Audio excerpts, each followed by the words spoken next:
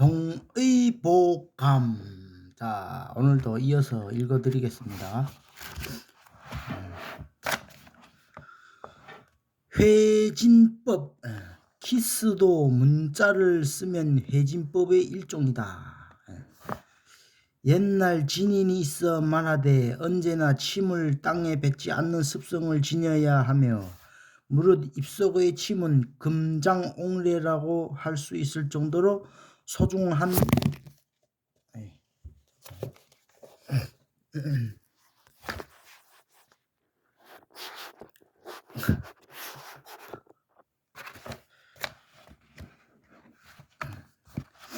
금장옥래라고 할 수 있을 정도로 소중한 것이며 하루 종일 밖으로 뱉지 않고 계속 삼키면 사람의 전기가 몸속에 보존되어 얼굴에 광택이 생긴다. 저번 장에서도 얘기했듯이 이 침이 그렇게 사람이 한테서 자동적으로 나오는 침이 그렇게 몸에 좋다는 거예요. 금장옥래라고 한다. 금장옥래라고 할 수 있을 정도로 소중한 것이며 하루 종일 밖으로 뱉지 않고 계속 삼키면 사람의 전기가 몸속에 보존되어 얼굴에 광택이 생긴다. 얼굴에 광택까지 생긴대요. 이 침이 그렇게 좋은 거래요.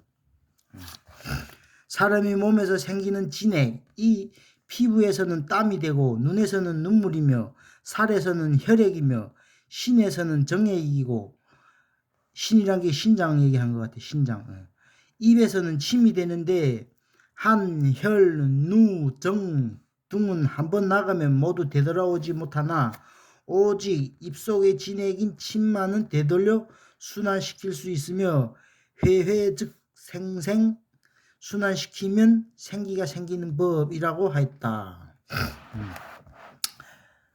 이와 같이 침을 뱉지 않고 되돌리는 법을 회진법이라고 한다.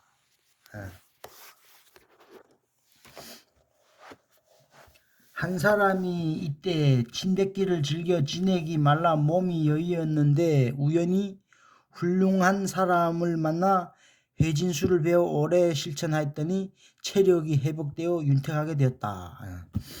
이 어떤 사람이 있는데 침뱉기를 즐겨 진액이 말라 몸이 여뵀는데 어떤 의사, 훌륭한 의사를 만나갖고 회진술을 배워갖고 체력이 회복됐다는 얘기예요. 타액 분비를 언제나 이렇게 촉진시켜 주면 타액선의 기도도 활발하게 되어 노화 방지의 타액선 호르몬도 많이 분비될 것으로 생각할 수 있다. 타액 속에는 무천이라는 전맥 성분이 들어있어 탄산 칼륨에 대하여 보호 교질 작용을 하여 칼슘이 결정으로 석출되는 것을 방지함으로써 치석이 생기지 않게 하는 작용도 있다고 한다.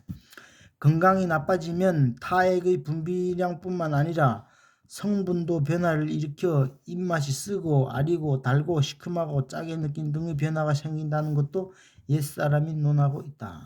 옛날부터 이 침에 대해서 얘기를 많았네. 치포 불가 죽음아. 술을 지나치게 마시면 내장에 독이 쌓여 수명이 짧아진다. 술 많이 먹으면 어쨌든 해롭다는 거지. 통금이 해제된 것은 좋은데 긴장이 풀린 탓인지 지중운전을 하는 사람이 늘어나고 있다고 한다. 교통법규가 엄격한 서양에서 제일 심하게 단속하는 것이 술을 먹고 자동차를 운전하는 케이스다. 술을 마시면 아무리 취하지 않는다 하더라도 운동신경이 둔해지고 앞뒤의 거리감과 속도에 대한 주의가 산만하게 된다. 술을 마셔도 얼굴에 나타나지 않기 때문에 교통순경에게 걸리지 않는다고 큰소리를 치지만 천만에 술 마신 것을 알아내는 것이 얼굴을 보는 것이 아니라 내쉬는 호기를 채취하여 그 속에 들어있는 알코올 성분을 측정하는 방법을 쓰기 때문에 꼼짝 못하게 되어 있다. 혈액 중의 알코올 농도가 0.05% 이상 되면 지중운전이라고 할 수 있다. 이 정도가 되려면 체중이 60kg인 사람은 맥주 2컵, 청주는 소주잔으로 서너 개 정도지만 술을 입에 대었다 하면 아예 운전을 하지 않는 것이 안전제일이다. 동의보감에서도 지중운전을 경계하는 대목이 있는 것은 놀라운 일이다. 옛날부터 이 동의보감이 차이나 몇백 년 된 것 같은데 그때도 취중운전했다는 거. 그때는 차가 없었을 텐데 그때는 술에 취했을 때 마차를 달리거나 높고 낮은 곳을 뛰어넘어서는 안 된다. 그때는 마차 그걸 음주운전에 해당이 됐네. 옛날에는. 옛날 마차일지라도 술 마시고 몰다가 떨어지면 위험할 것이 아닌가. 높고 낮은 감각이 둔해져서 허둥지둥하다가 크게 낙상을 입게 마련이다. 그렇다고 동의보감에서 무턱대고 음주를 배척하는 것은 아니다. 추위를 물리치고 혈액순환을 좋게 하고 신진대사를 돕고 약기운을 끌어주는 데는 술처럼 좋은 것이 없다. 좋은 면도 있다는 거예요. 그러니까 술은 추위도 물리치고 혈액순환도 좋게 하고 그러니까 소화도 신진대사랑께 소화도 돕고 약기운 약 먹었을 때 기운도 끌어주는데 술처럼 좋은 것이 없다. 좋은 면도 있다는 거예요. 술은 그나마. 아무리 술이 혈액을 소통시켜주는 작용이 있다 하더라도 지나치게 또는 계속해서 술을 마시면 위장이 나빠지고 내장에 독이 쌓여서 수명이 짧아진다고 경계하고 있다. 많이 먹으면 대적으로 안 좋다는 거예요. 치불가입방 알코올의 양리작용이 성욕 중추를 마비시킨다. 술에 취했을 때는 섹스를 하여서는 안 된다. 경할 때는 얼굴빛이 검게 되고 해소증이 생기는 정도지만 심할 경우에는 내장 기능이 망가져서 수명이 짧아진다.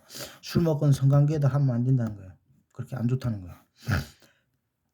동양의학의 최고의 원전 중 하나인 황제소문이란 책에는 취이 입방을 금하는 말이 나온다. 옛사람들은 100살이 되어도 끄떡없이 건강하는데 요새 사람들은 50이 되면 벌써 늙어 쇠퇴하기 시작하는 까닭이 무엇인가라는 질문에 대하여 대답하는 형식으로 되어 있는 글 가운데 다음과 같은 말이 있다.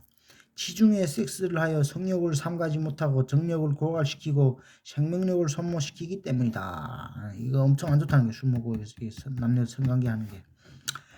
예로부터 술과 색은 따라다니게 마련이며 술에 취하면 정신적인 자제력이 마비되어 지나친 행동을 하게 된다. 재미나는 동물 실험을 소개하면 실험동물인 흰쥐의 수컷 암컷을 한 우리에 집어넣고 사육하면서 수놈이 암놈에게 덤벼들면 전기를 충격을 받게 장치를 만들어 놓는다. 못 모르고 덤비다가 수놈이 전기 충격의 맛을 보고 난 후에는 그것이 무서워서 암컷에게 덤벼들지 않게 된다. 그러나 그와 같은 훈련된 수놈에게 알코올을 마시게 하면 전기 충격의 무서움을 잊어버리고 용감하게 암컷에게 교미하려고 덤벼든다.